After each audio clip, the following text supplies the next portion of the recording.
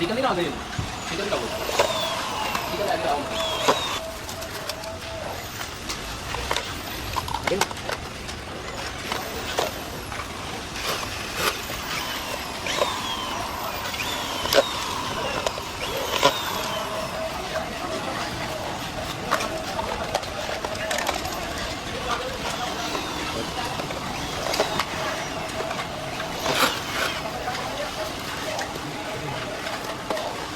हम चेक करके ना कुछ चिकन आ गया फिर